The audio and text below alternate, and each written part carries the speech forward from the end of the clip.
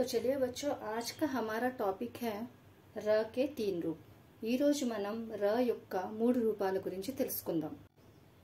Last class లో మనం ఒత్తుల గురించి తెలుసుకున్నాం, కానీ ఇక్కడ ర యొక్క ఒత్తు మూడు రకాలుగా అక్షరాలలో మనకి ఉపయోగించబడుతుంది। लास्ट क्लास में हमने आधे अक्षरों के बारे में जाना था और र तीन प्रकार से तीन रूपों में अक्षरों में पाए जाते हैं।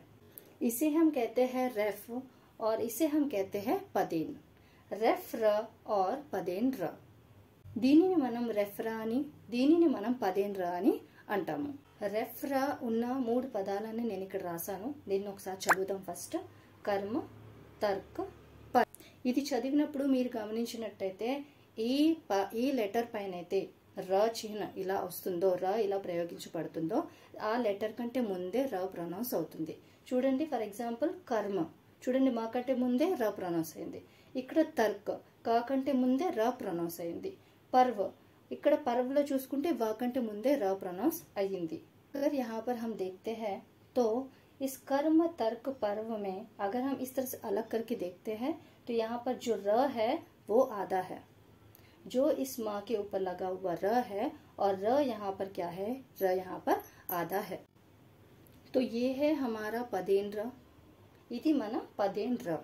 సో అది పదాలలో ఎలా వస్తుందో చూడండి। ఇది క్రమ, భ్రమ, వ్రత।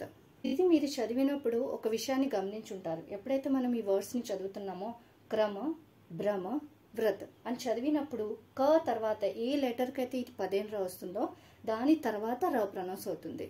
ఇక్కడ చూడండి, క తర్వాత ర ప్రొనౌన్స్ అవుతుంది, క్రమ, నెక్స్ట్ భ్రమ, భ తర్వాత మనకి ర ప్రొనౌన్స్ అవుతుంది, అలాగే వ్రత, వ తర్వాత ర ప్రొనౌన్స్ అవుతుంది। సో ఇక్కడ మనం దీన్ని వర్ణ విచ్ఛేద్ చేసుకుని విడివిడిగా రాసుకుని చూసుకున్నట్టయితే लास्ट లో మనం ఏదైతే రెఫ్ లో చూసుకున్నామో అక్కడ र हाफ मतलब र आधा है वहां पर और आधा प्रोनाउंस हो रहा है, लेकिन यहाँ पर क आधा प्रोनाउंस हो रहा है। ఇక్కడ చూసుకున్నట్టయితే ఏమవుతుంది, ఏ లెటర్ కింద అయితే పదేన్ ర వస్తుందో అది హాఫ్ అన్నమాట। ఆ లెటర్ హాఫ్ ఉంటుంది, కానీ ఈ ర ఏదైతే ఉందో అది హాఫ్ ప్రొనౌన్స్ అవ్వదు, అది పూర్తిగా ప్రొనౌన్స్ అవుతుంది।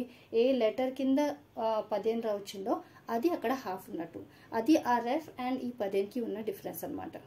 సో ప్రొనౌన్సియేషన్ ద్వారా కూడా మనం గమనిస్తాము దీన్ని, ఇంకా చూసుకున్నట్టు ఇలా కూడా మనం చూస్తాము, అంటే దీని తర్వాత ప్రొనౌన్స్ అవుతుంది। అలానే ఈ క కింద అది వచ్చింది, పదేన్ ర వచ్చింది కాబట్టి ఇక్కడ క హాఫ్ ఉంది, అలానే బ కింద వచ్చింది కాబట్టి బ హాఫ్ ప్రొనౌన్స్ అవుతుంది, వ కింద వచ్చింది కాబట్టి వ ఇక్కడ ప్రొనౌన్స్ అయ్యింది।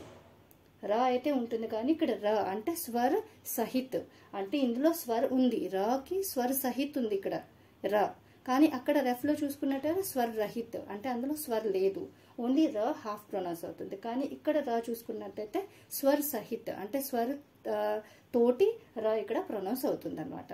సో అందుకని ఈ లెటర్స్ ఇక్కడ హాఫ్ ఉన్నట్టు ఎప్పుడైతే పదేన్ ర వస్తుంది, దీనిని కూడా మనం పదేన్ ర అని అంటాము। మరి ఇది ఏ అక్షరాలలో వస్తుంది, ఇది ఎప్పుడూ కూడా ఈ పదేన్ ర ఏదైతే ఉందో అది ఉల్టా వి, అంటే తిరిగేసి విని మనం రివర్స్ లో రాస్తే ఎలా ఉంటుందో అలా ఇది లెటర్స్ లో మనకి వస్తుంది, హిందీ అక్షరాల్లో వస్తుంది। ఇక్కడ చూసుకున్నట్టయితే చూడండి, వి ఇలా ఉంటుంది, ఇదేమో ఇలా కిందకి వస్తుంది అనమాట। సో ఇలాగా మరి దీన్ని మనం ప్రొనౌన్స్ చేసి ఒకసారి చూద్దాము। Drum, truck. సో దీనిని గమనించుకున్నట్టయితే పదేన్ ర ఎలాగైతే మనం ముందు రాసుకున్నామో సేమ్ పదేన్ ర చూసామో, సేమ్ అలానే దీని ప్రొనౌన్సియేషన్ కూడా లెటర్ తర్వాత ర ప్రొనౌన్స్ అవుతుంది। డ్రమ్ అంటే డ తర్వాత ర ప్రొనౌన్స్ అయింది, ఇది కూడా ట తర్వాత ర ప్రొనౌన్స్ అయింది। మరి ఇవి ఏ లెటర్స్ లో, ఇప్పుడు మనకి ఇక్కడ డౌట్ వస్తుంది, మరి పదేన్ ర ఉన్నప్పుడు ఒకటేమో మనం ఇలా రాస్తున్నాము, ఒకటేమో మనం ఇలా రాస్తున్నాము, ఒకటేమో మనం ఇలా రాస్తున్నాము। హిందీ అక్షరాలలో ఏ లెటర్స్ అయితే ఇలా గుండ్రంగా ఉంటాయో సో వాటిలో మనం ఈ పదేన్ ర అని ఇలా పెడతామన్నమాట, ఇలా రాస్తామన్నమాట। ఏ లెటర్స్ అయితే గుండ్రంగా ఉంటాయో వాటి కింద మనకి పదేన్ ర ఇలాగా వస్తుంది అనమాట। సో అన్ని లెటర్స్ లో అలాగా రాదు। సో ప్రొనౌన్సియేషన్ బట్టి కూడా మనం రాసుకున్నప్పుడు జాగ్రత్తగా చూసుకుని రాసుకోవాలి। ఇక్కడ చూసుకున్నట్టయితే మనం కర్మ పర్వలో మాకంటే బిఫోరే మనకి ర ప్రొనౌన్స్ అయింది, వ కూడా ర లెటర్ కంటే ముందే మనకి ర ప్రొనౌన్స్ అయింది। ఇక్కడ క్రమ, భ్రమ చూసుకున్నట్టే క తర్వాత ర ప్రొనౌన్స్ అవుతుంది। ఇక్కడ చూసుకున్నట్టే హిందీ అక్షరాల్లో అయితే ఏదైతే గుండ్రంగా ఉండే అక్షరాలు ఉంటాయో వాటి కింద మనకి ఈ ఉల్టా వి లాగా పదేన్ ర మనకి వస్తుంది। जो गोल मटोल जो अक्षर होते हैं हिंदी वर्णमाला में, उनके नीचे उल्टा वी की तरह ये जो पदेन र है वो लगता है. तो ఇందులో రెఫ్ లో స్వర రహిత్ రా ఉంటుంది, ఇక్కడ స్వర సహిత్ రా ఉంటుంది, ఇక్కడ కూడా స్వర సహిత్ రా ఉంటుంది. సో ఐ హోప్ మీకు అందరికీ అర్థమైందని అనుకుంటున్నాను.